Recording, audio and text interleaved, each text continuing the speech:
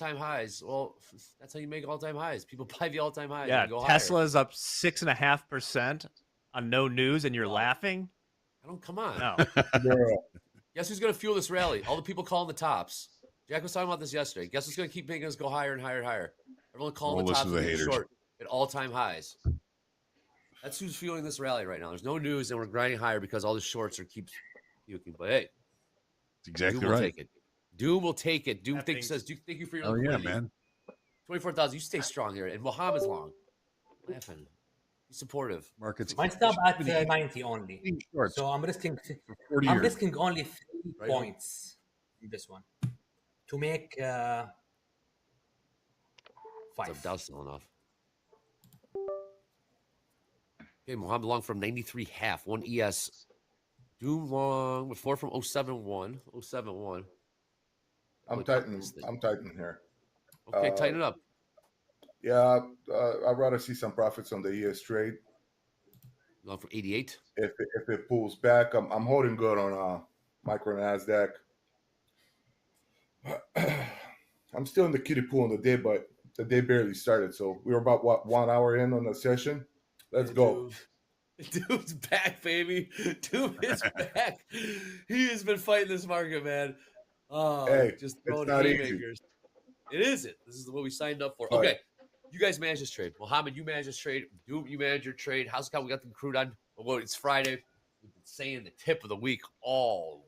This is day 5 of the same tip of the week. Heads up on gold. Gold just sold off. We'll just sold off about $5. Bring it in. Study your performance stats. Yes. Very interesting to do. Trading metrics will say a lot about your trading. Take a look at that performance dashboard. You might have some blind spots that you weren't aware of when you're in these markets. Hogue, when you're in the markets, you don't get any smarter, so you go back and look at your stats. Hogue, you've been working with traders forever now. You work with Dakota actually as well. When you go take a look underneath the hood with some of these traders, what is the first go-to stat that you have them take a look at that they say it might have the aha moment or when the light bulb pops? You know what? Well, the first thing I look at is reward over risk ratio. Excellent. And then winning trade percentage. Math. Because you can tell just by looking at that if they're profitable or not. And I'd like to see as much information as possible. You want at least 30 explanation or 30 examples of a trade. But if they're 2-to-1 reward over risk and they're right half the time, you can build an empire that way. Huh? So look at that. Okay, reward over risk. Reward over risk. And the math. Yep. Next, keep the math on your side.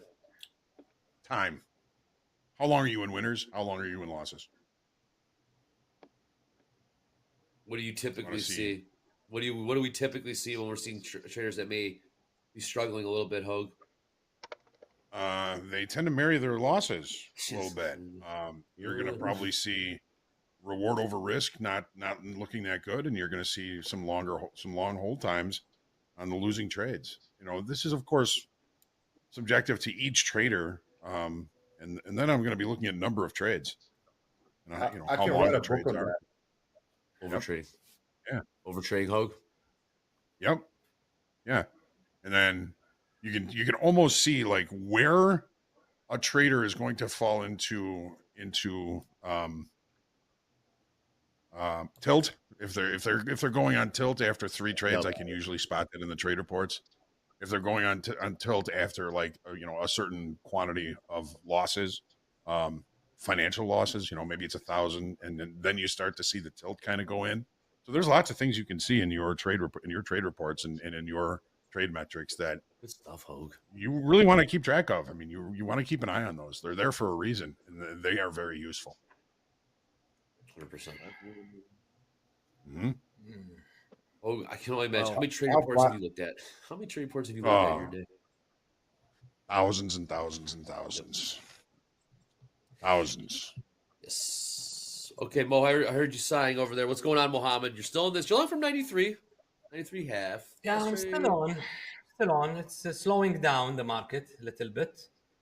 My stop is at a valid place below this pivot because I'm looking for the market to start making higher highs again.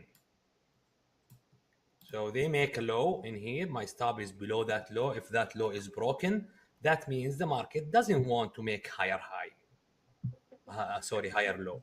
So if Higher the market lows. doesn't want to make higher low, so why I'm buying this? So I'm out. You're out.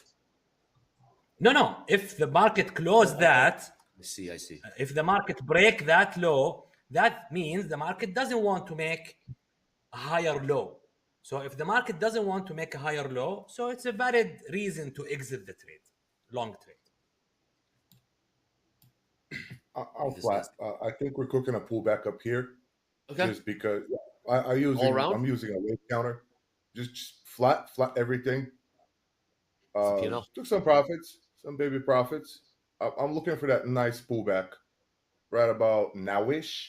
I'm considering buying 55s, 58s on Nasdaq and Nice flat. 89 and maybe 89 and a half, maybe a little bit cheaper on ES. I don't want to be bumming anybody out, but that's how I see it. Also, the watermelon on the 15-minute, green on the inside, red on. wait, green on outside, red on the inside. Incredible. That's a new one, man. It's the watermelon. Incredible. Yeah, it's a watermelon. Green on the outside, red on the inside. Usually, it makes the retracement within, prints a small body above, and bullish. I've noticed this on the past, I don't know, maybe a month. This type of pattern on the 15-minute, aka range. But if it prints that small body outside of it, like longer wicks, small body